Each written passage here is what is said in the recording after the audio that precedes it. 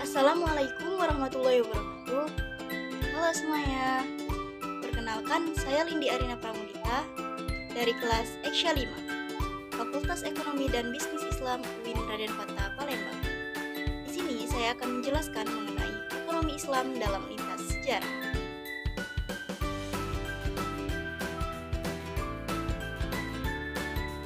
Baiklah, pertama kita akan membahas mengenai overview Great Gap sejarah pemikiran-pemikiran ekonomi Barat versus ekonomi Islam.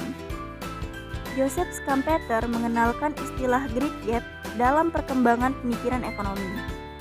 Ada kekosongan pemikiran ekonomi selama lebih dari 5 abad. Setelah peradaban Yunani, tidak ditemukan adanya pemikiran ekonomi hingga pada masa St. Thomas Aquinas. Buku Summa Theologica dianggap sebagai pemikiran ekonomi yang komprehensif sejak era Yunani. Hal ini tentunya berbeda dengan fakta sejarah di mana ketika Eropa mengalami kegelapan, justru di bagian dunia lain seperti di Jazirah Arab dan daerah Islam lainnya sedang mencapai peradaban yang tinggi. Banyak cendekiawan Muslim yang berbicara tentang ekonomi dan tidak sedikit yang menuangkan pemikirannya dalam sebuah buku. Selanjutnya, lintas sejarah hasil pemikiran ekonomi Islam. Pada fase pertama, yakni masa fondasi. Fase ini dimulai dari awal sejarah Islam hingga tahun 450 Hijriah dan tahun 1058 Masehi.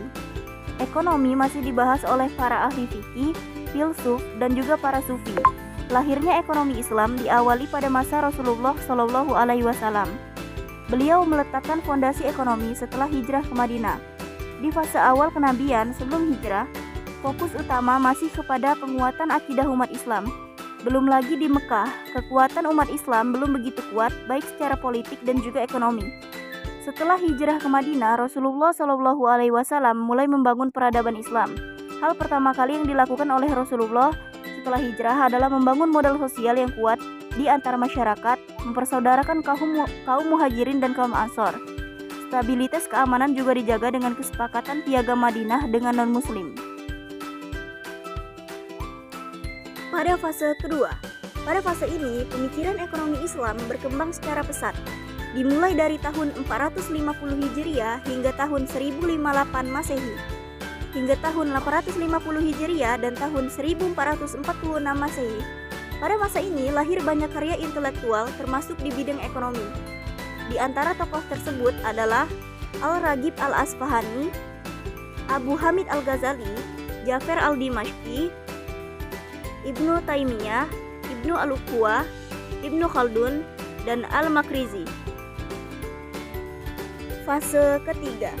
Periode ini adalah terjadinya stagnasi, di mana tidak ditemukannya pemikiran ekonomi Islam yang signifikan.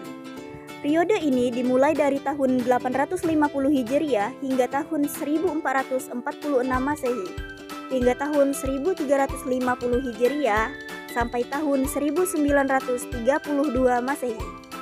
Para ulama fikih pada masa ini cenderung lebih banyak mengutip pemikiran para ulama sebelumnya dan juga mengeluarkan fatwa berdasarkan mazhab mereka masing-masing. Di abad 19 Masehi dan awal abad 20 Masehi mulai muncul sejumlah tokoh yang mendorong perkembangan pemikiran berbasis Al-Quran dan Sunnah. Di antara para tokoh tersebut adalah Syah Waliullah pada tahun 1703 sampai 1762 Masehi dan Muhammad Iqbal dari tahun 1877 sampai tahun 1938 Masehi. Fase keempat, ini adalah periode kebangkitan, dimulai dari tahun 1932 hingga saat ini. Di dekade 30-an hingga 60-an, banyak negara muslim yang sudah mendapatkan kemerdekaannya. Oleh karenanya, muncul perhatian yang lebih mendalam tentang sistem ekonomi apa yang mesti digunakan oleh negara-negara muslim di tengah dominasi sistem kapitalis dan sistem komunis. Islahi menyebutkan periode kuartal kedua abad ke-20 dengan periode take-off, yakni mulai muncul berbagai karya pemikiran tentang permasalahan-permasalahan ekonomi dari perspektif Islam.